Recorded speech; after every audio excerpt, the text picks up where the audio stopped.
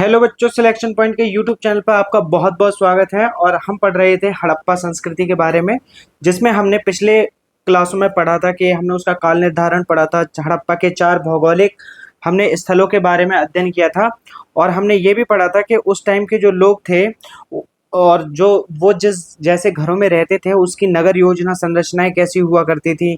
वहाँ के लोग कृषि के रूप में क्या क्या उगाया करते थे, क्या क्या नहीं उगाया करते थे।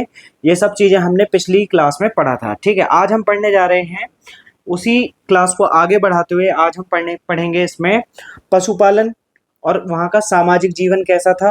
ठीक है, इन सब पहलुओं पे आज हम नज़र डालने जा रहे हैं। तो चलिए शुरू करते हैं। लेकिन शुरू करने से पहले मैं आपसे कहना चाहूँगा कि आपको अगर हमारी वीडियोस अच्छी लगती हैं तो इनको लाइक करना ना भूलें और शेयर करना ना भूलें। और हमारे चैनल पर अगर आप आए हैं तो उसको सब्सक्राइब करें, क्योंकि हम अपना काम ईमानदारी से कर रहे हैं। तो आपको भी अपना काम ईमानदारी से ही करना होगा, ठीक है ना। तो चलिए बढ़ते हैं आगे। पहले बात कर लेते हैं पशुपालन की। तो हड़प्पा के लोग थे वो बैल, गाय, भैंस, बकरी, भेड़ और सुअर आदि पाला करते थे। ठीक है, इनमें कुबड़ वाला जो सांड था वो भी विशेष प्रिय था। ठीक है, इसके अतिरिक्त ये गधे और ऊंट भी रखते थे। ठीक है, कुत्ते आरंभ से ही पालतू जानवर थे। ठीक है, बिल्ली भी पाली जाती थी, यहाँ पर कुत्ते भी पाले जाते थे। ठीक है, और कुत्ते और बिल्ली दोनों के पैरों के निशान यहाँ पर मिले हुए हैं। ठीक है, अब यहाँ पे बात आ जाती है, सिंधुवासी हाथी और घोड़ों से परिचित थे, लेकिन पता है ये उस टाइम पर इनको पालतू नहीं बना पाए। क्या नहीं बना पाए? पालतू नहीं बना पाए। मतलब वो घोड़े और हाथी से परिचित तो थे, लेकिन वो उन्हें पालतू बनाने में सफल नहीं हुए, क्योंकि हाथी व घोड़े पाए जाने के साक्ष्य प्राप्त हुए हैं, परंतु उनके पालने के जो प्रमाणिक साक्ष्य हैं वो प्राप्त नहीं हुए हैं। ठीक है, ठीक है। तो घोड़े के अस्तित्व का संकेत जो है वो मोहनजोदड़ो से, कहाँ से? मोहनजोदड़ो के ऊपरी सतह से तथा लोथल से मिली एक संदिग्ध मृड मूर्ति से मिला हुआ है। मृड मूर्ति वो होती हैं जो टेराकोटा से बनी होती हैं। ठीक है, तो टेराकोटा की एक मूर्ति जो लोथल में मिली है, उससे घोड़े के होने के साक्ष्य प्राप्त होते हैं। ठीक है, हड़प्पा काल में गैंडा का प्रमाण, जो गैंडा है उसका प्रमाण आमरी से मिला हुआ है। ठीक है, वो भी कौन सा गैंडा? भारतीय गैंडा। ठीक है, एकमात्र प्रमाण प्रमाण मिला है, वो कहाँ से मिला है? आमरी से मिला हुआ है। बंदर, भालू, खरहा आदि जानवरों का भी ज्ञान था इनको। ठीक है, इसकी पुष्टि मोहरों पर या ताम्र तख्तियों पर जो उनकी फोटो मिली हैं, ठीक है, उनसे होता है। ठीक है, लेकिन इस समय में शेर का कोई भी साक्ष्य नहीं मिला है। ठीक है, तो ऐसा कह सकते हैं कि इस समय के लोग शेर से अवगत नहीं थे। ठीक है, गुजरात के पश्चिम में स्थित सुरकोटदा में घोड़े के अवशेषों के मिलने की पुष्टि हुई है। ठीक है, तो मतलब गुजरात के पश्चिम में अगर हम देखें तो एक सुरकोटदा नाम की जगह है, जहाँ पे घोड़े के अवशेष क्या हुए? प्राप्त हुए हैं। ठीक है, हड़प्पाई लोगों को हाथी का ज्ञान था और गैंडे से भी परिचित थे। ये किससे? हाथी और गैंडे दोनों से ही परिचित थे। ठीक है, लेकिन वे इसे पालतू नहीं बना सके। अब बात कर लेते हैं कुछ शिल्प और तकनीकी ज्ञान के बारे में।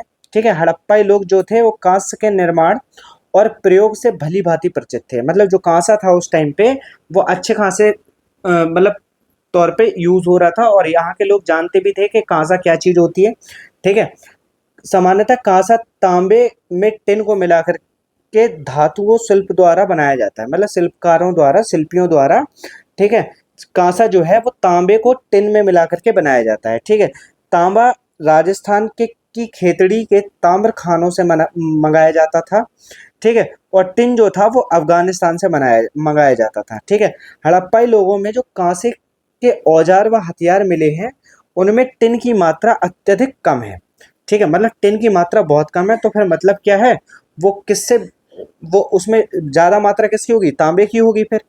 ठीक है, हड़प्पा हड़प्पा सभ्यता, हड़प्पा समाज में शिल्पियों में केसरों केसरों एक जाति होती है। ठीक है, केसरों के समुदाय का महत्वपूर्ण स्थान था। ठीक है, मोहनजोदड़ो से बुने हुए सूती कपड़े का एक टुकड़ा मिला है। क्या मिला है? सूती कपड़े का एक टुकड़ा मिला है, तथा कई वस्तुओं पर कपड़े की छाप देखने में आई है। ठीक है, कई वस्तुओं पे कपड़ों की छाप जो है, जैसे मान लो किसी कपड़े से लपेट के रख दिया तो उस पर वो छप गया। ठीक है, तो छाप देखने को मिली है। कताई के लिए तकलियों का इस्तेमाल होता था। किसका? जब कताई की जाती थी तो तकलियों का इस्तेमाल किया जाता था। किसका इस्तेमाल किया जाता था? तकलियों का इस्तेमाल किया जाता था। ईंटों की विशाल इमारतें ये दर्शाती हैं कि उस समय की स्थापत्य कला जो थी वो काफी जोरों पर थी। किस पे थी? वो मतलब अच्छी खासी थी। वहां पे जो राजमिस्त्री थे वो अच्छी खासी मतलब नॉलेज रखते थे। ठीक है। हड़प्पाई लोग नाव बनाने का कार्य भी करते थे। ठीक है, क्या बनाने का? नाव बनाने का काम करते थे। मिट्टी की मोहरें बनाना और मिट्टी की पुतलियां बनाना भी महत्वपूर्ण शिल्प थे। क्या थे? मिट्टी की अगर मोहरें बनाई जाए और मिट्टी की पुतलियां बनाई जाए तो ये भी क्या एक शिल्प के अंदर ही आता था, शिल्प कार्य के अंदर ही आता था। ठीक है। स्वर्णकार चांदी सोना और रत्नों के आभूषण बनाते थे।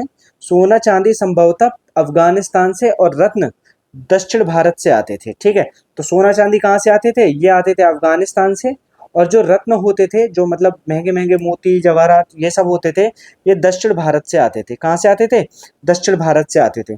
कुम्हार के चाक का अधिक प्रचलन था तथा हड़प्पाई लोगों के मृद भांडों की अपनी प्रमुख विशेषताएं थीं। ये मृद भांडों को चिकना और चमकीला बनाते थे। कैसा बनाते थे ये अपने मृद भांडों को? ये अपने मृद भांडों को चमकीला और चिकना बनाते थे। चिकना और चमकीला बनाते थे। ठीक है। व्यापार की बात कर लेते हैं यहाँ पे आकर के थोड़ा सा। ठीक है। तो व्यापार में भी ये लोग अच्छे खासे थे और मतलब ऐसा नहीं था कि मतलब ये कोई व्यापार नहीं करते थे या उस टाइम पे व्यापार का ज्ञान नहीं था। उस टाइम पे भी अच्छा खासा व्यापार का ज्ञान था इनको। ठीक है। जैसे अभी व्यापारियों की क्या ही बात करें कि चंद्रिका जी जैसे हमारे वो वड़ा पाव बेच बेच के व्यापार कर रही हैं। ठीक है। डॉली जी हमारे चाय बेच बेच के व्यापार करे थे। ठीक है। तो ऐसे ही उस टाइम के लोग भी क्या करते थे? काफी फेमस थे, काफी जानकार थे व्यापार के बारे में। तो देख लेते हैं क्या क्या व्यापार ये लोग किया करते थे। हड़प्पाई लोग सिंधु सभ्यता क्षेत्र के भीतर पत्थर, धातु, हड्डी आदि का व्यापार करते थे। किसका? देख रहे हो, पत्थर, धातु और हड्डियों का व्यापार कर रहे हैं। ठीक है। वे धातु के सिक्कों का प्रयोग नहीं करते थे। संभवतः वे सभी प्रकार के आदान प्रदान विनिमय द्वारा करते थे। किसके द्वारा करते थे? विनिमय द्वारा करते थे। ठीक है। ये पहिए से परिचित थे तथा हड़प्पा में ठोस पहियों वाली गाड़ियां प्रचलित थी। कैसी मतलब कौन से पहिए वाली गाड़ियां प्रचलित थी?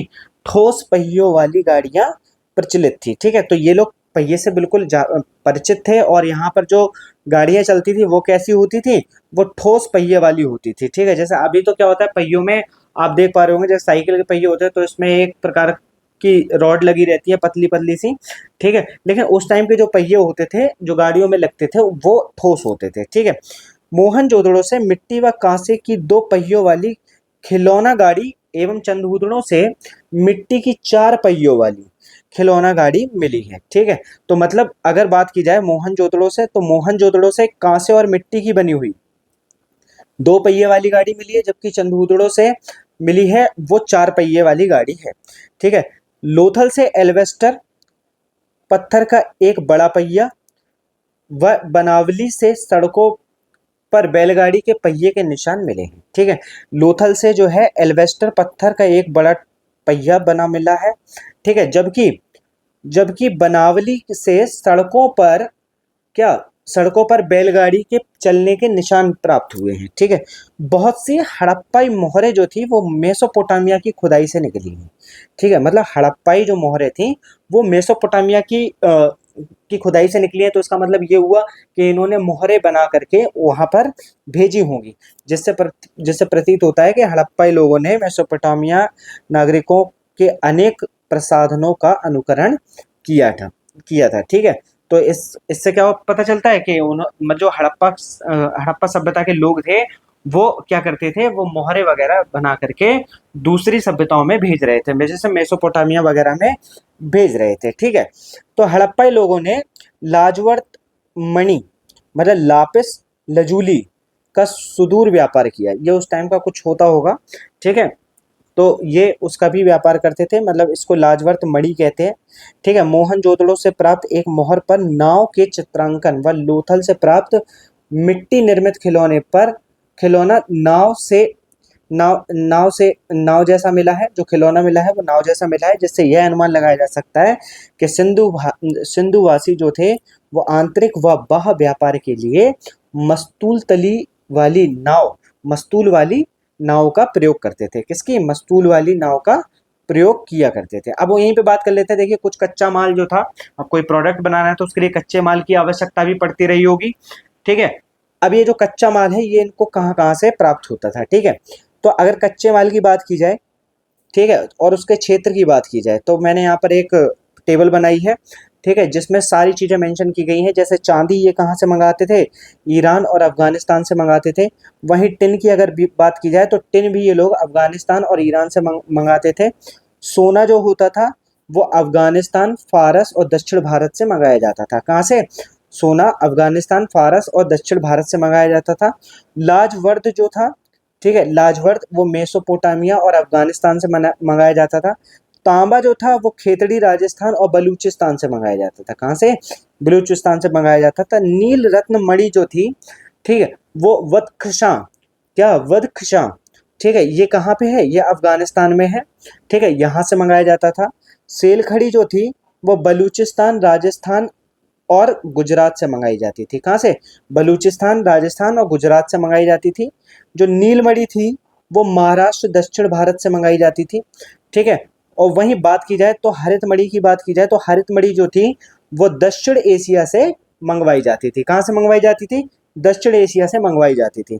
अगर हम शंख और कौड़ियों की बात करें तो ये सौराष्ट्र और दक्षिण भारत से मंगवाई जाती थी, ठीक है। शिलाजीत जो था वो हिमालय क्षेत्रों से मंगाया जाता था, ठीक है। शीशा जो है वो कहाँ से? ईरान, अफगानिस्तान और राजस्थान से मंगाया जाता था, ठीक है। तो यहाँ पे हमने देखा कि कुछ कच्चा माल जो था वो बाहर से मंगाया जाता था, लेकिन कुछ कच्चा माल ऐसा भी था जो अपने देश से ही लिया जाता था। जैसे कि आपने देखा होगा कि दक्षिण भारत से, जहाँ से मतलब सौराष्ट्र, ठीक है, और यहाँ पे जो मैंने आपको बताया अभी कि महाराष्ट्र, ठीक है, इनसे क्या होता था, इनसे कुछ चीज़ें मंगाई जाती थी, ये हमारे देश में ही थी। जैसे बलूचिस्तान और राजस्थान खेतड़ी से क्या मंगाते थे? तांबा मंगाते थे उस टाइम के लोग।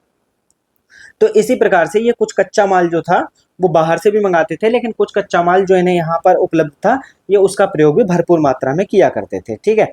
तो आगे बात कर लेते हैं, ठीक है। सिंधु सभ्यता के काल में पोत निर्माण, मतलब युद्ध पोत, मतलब जो पानी में चलता है, ठीक है। तो युद्ध पोत निर्माण एवं नाव द्वारा समुद्री व्यापार होने की पुष्टि लोथल से प्राप्त हुई है। कहाँ से? लोथल से प्राप्त, गोदीवाड़ा, क्या? लोथल से प्राप्त गोदीवाड़ा के साक्ष्य से होती है।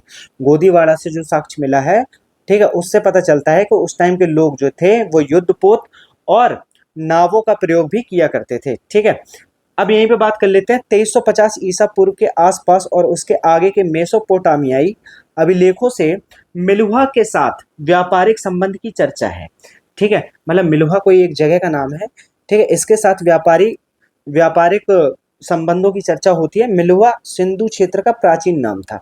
किसका नाम था? मिलुहा जो था वो सिंधु क्षेत्र का प्राचीन नाम था। मेसोपोटामिया के पुरालेखों में दो मध्यवर्ती व्यापार केंद्र का उल्लेख मिलता है, जिनमें कौन कौन से हैं? जिनमें है एक तो दिलमुन है और मानक है। कौन है? दिलमुन है और माकन।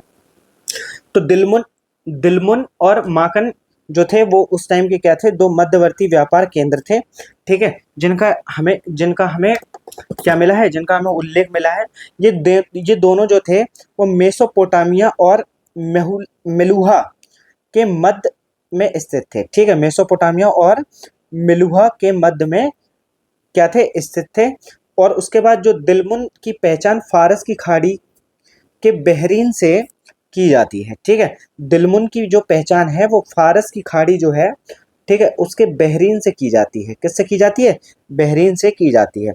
उसके बाद सारगोन के सुमेरन लेख में बहरीन, बहरीन मतलब दिलमुन, ठीक है, को उगते हुए सूरज का देश भी कहा गया है, ठीक है। मतलब सारगोन के सुमेरन लेख में जो बहरीन है इसको उगते हुए सूरज का क्या कहा गया है? देश कहा गया है। क्या कहा गया है? उगते हुए सूरज का देश कहा गया है, ठीक है। वहीं पे अगर बात कर ले, मेसोपोटामिया से जल एवं थल दोनों मार्ग से व्यापार के प्रमाण मिले हैं, ठीक है। मतलब मेसोपोटामिया की जो सभ्यता है वहां से क्या है? जल और थल दोनों रास्तों से व्यापार की प्रमाण मिलते हैं। मिस्र से कम संपर्क रहा था उस टाइम के लोगों का, किंतु वहां से हड़प्पा प्रकार की गुड़ियां प्राप्त हुई हैं, ठीक है। लेकिन मिस्र में जो सभ्यता की खुदाई हुई तो उस वहां से क्या मिला? वहां से हमें हड़प्पा प्रकार की गुड़ियां कुछ वहां पे देखने को मिली, उनके अवशेष मिले। ठीक है, अगर राजनीतिक संगठन की बात की कर ली जाए तो इसको छोड़े बिना, इसको पढ़े बिना तो हम रह ही नहीं सकते। ठीक है, इसको छोड़ा भी नहीं जा सकता है बिल्कुल भी किसी भी हालत में। तो अगर बात की जाए कि हड़प्पा कालीन राजनीतिक व्यवस्था के वास्तविक स्वरूप के विषय में हमें कोई स्पष्ट जानकारी नहीं है। ठीक है, कोई भी जानकारी स्पष्ट नहीं है, लेकिन हड़प्पा संस्कृति की व्यापकता एवं विकास को देखने से ऐसा लगता है कि यह सभ्यता किसी केंद्र शक्ति सत्ता से संचालित होती थी। मतलब इस पे किसी न किसी का राज रहता होगा। ठीक है, तो वो क्या करता होगा, वही सारी चीजों को संचालित करता होगा। ठीक है, तो केंद्र शक्ति मतलब कोई एक मुखिया रहा होगा। ठीक है, जो हर चीज को संचालित करने में मदद करता होगा। चूंकि हड़प्पावासी वाणिज्य की ओर अधिक आकर्षित थे, इसलिए माना जाता है कि संभवतः हड़प्पा सभ्यता का शासन वणिक वर्ग के हाथ में था। ठीक है, मतलब जो वाणिज्य में निपुण थे, ठीक है, उन्हीं के हाथों में क्या रहा होगा, इस टाइम का शासन रहा होगा। ठीक है, अब बात कर लेते हैं थोड़ा सा आगे, हड़प्पा कालीन प्रशासन संबंधी इतिहासकारों का मत। ठीक है, अब हड़प्पा काल में जो प्रशासन था उसमें अलग अलग लोगों ने अपना अलग अलग मत दिया। ठीक है, जिनके बारे में अभी हम पढ़ने जा रहे हैं। ठीक है, जैसे हंटर जी ने कहा है कि वहाँ का जो मतलब जो जो वहाँ पे प्रशासन रहा होगा वो राजतंत्रात्मक ना होकर जनतंत्रात्मक शासन था। ठीक है, ऐसा किसने कहा है, हंटर जी ने कहा है। वहीं व्हीलर ने कहा है कि मध्यम वर्गीय जनतंत्रात्मक शासन एवं धर्म की महत्ता को स्वीकारा। ठीक है, मतलब इन्होंने व्हीलर ने कहा कि उस वहां पे क्या होगा, महत्ता मतलब क्या होगा कि मात्र सत्तात्मक रहा होगा, और जो है मध्यम वर्गीय जनतंत्रात्मक शासन वहां पर रहा होगा, और धर्म की मान्यता ज्यादा रही होगी। ठीक है, वहीं पे अगर हम बात करें स्टुअर्ट पिगट की, ठीक है, तो स्टुअर्ट पिगट कहते हैं कि वहां पे पुरोहितों का शासन रहा होगा। हड़प्पा एवं मोहनजोदड़ो को जुड़वा राजधानी भी इन्होंने माना हुआ है। ठीक है, वहीं बात कर लें अगर मैके की, तो मैके कहते हैं कि प्रतिनिधि शासन रहा होगा वहां पे। ठीक है, प्रतिनिधि शासन रहा होगा। वीवी स्टुअर्ट कहते हैं कि गुलामों पर आधारित शासन रहा होगा उस समय पर। ठीक है, लोकप्रिय विचार यह है कि व्यापारियों का शासन रहा होगा। ठीक है, उस टाइम का जो लोकप्रिय जो विचार है वो सब ये मानते हैं कि उस टाइम पे जो शासन रहा होगा वो कैसा रहा होगा, वो रहा होगा हमारा व्यापारियों का शासन। ठीक है, सामाजिक जीवन की अगर बात करें, ठीक है, तो समाज की इकाई परंपरागत तौर पर परिवार थी। ठीक है, तो परिवार क्या थी, उस समय के समाज की इकाई थी। मातृ देवी की पूजा तथा मोहरों पर अंकित चित्र से यह परिलक्षित होता है कि हड़प्पा समाज संभवतः मात्र सत्तात्मक रहा होगा। ठीक है, मतलब उस समय का जो जो जो मतलब समाज रहा होगा वो मात्र सत्तात्मक रहा होगा, मतलब वहां पे माता को ज्यादा पूजा जाता होगा या ज्यादा उनको महत्व दिया जाता होगा। ठीक है, नगर नियोजन दुर्ग मकानों के आकार व रूपरेखा तथा शवों के दफनाने के ढंगों को देख करके ऐसा प्रतीत होता है कि सैंधव समाज अनेक वर्गों जैसे जैसे पुरोहित, व्यापारी, अधिकारी, शिल्पी, श्रमिकों में विभाजित रहा होगा। मतलब उस टाइम का जो समाज रहा होगा वो लगभग व्यापारी, अधिकारी, शिल्पी एवं श्रमिकों में क्या रहा होगा, विभाजित रहा होगा। सैंधव सभ्यता के लोग युद्ध प्रिय कम और शांति प्रिय ज्यादा थे। ठीक है, क्या युद्ध प्रिय कम और शांति प्रिय ज्यादा थे, ये तो काफी अच्छी बात थी।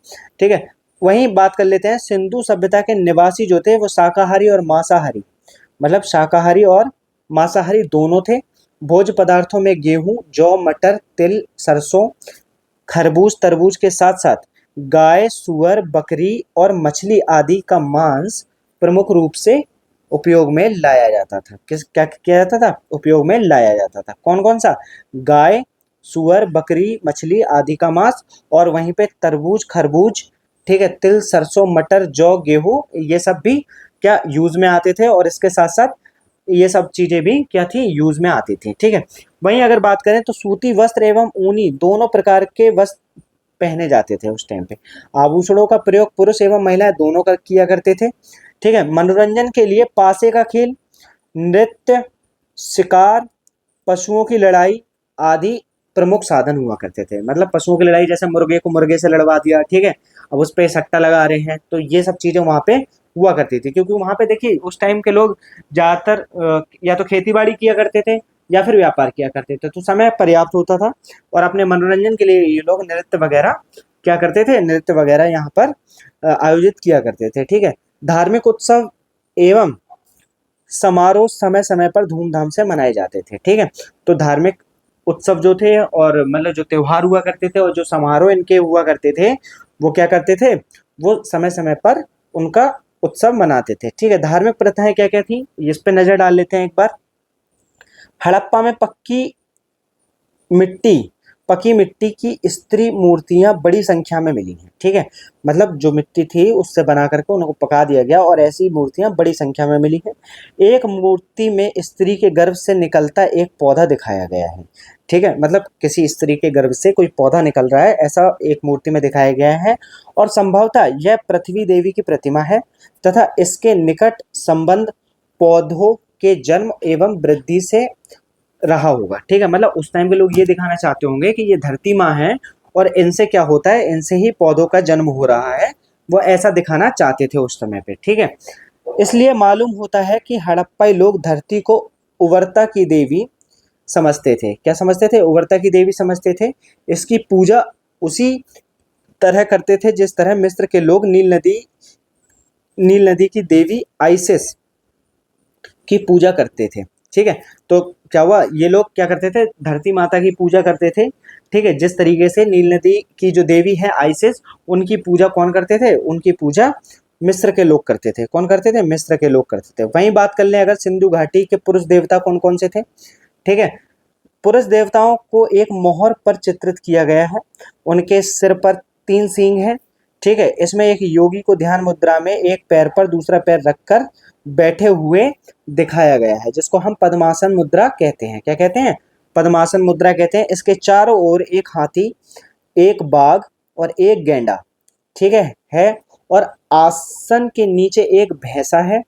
ठीक है, और पैरों के पास 2 हिरण हैं। ठीक है, 2 हिरण हैं। ठीक है, तो अभी देख लेते हैं यहाँ पे कुछ धार्मिक मान्यताएं देख लेते हैं।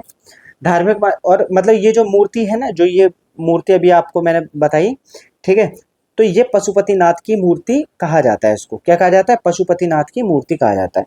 तो देखो धार्मिक मान्यताओं में क्या होता है, कुछ प्रतीक चिन्हों की बात कर लेते हैं और कुछ महत्वों की बात कर लेते हैं। जैसे उस टाइम के लोग ताबीज पहना करते थे और उनका मानना था कि भूत प्रीत से बचाने के लिए यह हमें हेल्प करेगा। ठीक है, उस टाइम के लोग बैल को भी पूजा करते थे और कहते थे कि ये शिव का क्या है, वाहन है। स्वास्तिक उस समय पे पूजा जाने लगा था और सूर्य उपासना का प्रतीक माना जाता था। क्या माना जाता था, सूर्य उपासना का प्रतीक माना जाता था। वहीं पे अगर हम बात करें योगी शिव की, तो वो योगीश्वर कहलाते थे। ठीक है, बकरा जो है वो बलि हेतु यूज किया जाता था और श्रृंग जो था वो शिव का रूप था। ठीक है, क्या था, श्रृंग जो था वो शिव का रूप था। नाग जो था वो पूजा हेतु क्या हुआ, यूज किया जाता था। भैंसा जो था देवताओं की शत्रुओं पर विजय का प्रतीक माना जाता था।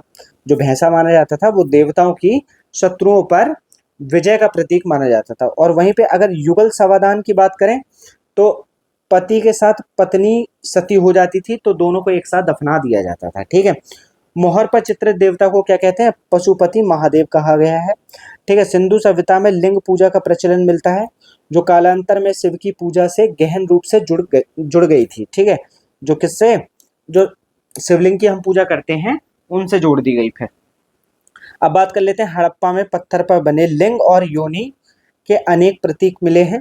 ठीक है, किसके, मतलब लिंग और योनि के अनेक प्रतीक मिले हैं, कहाँ पर, पत्थरों पर बने हुए।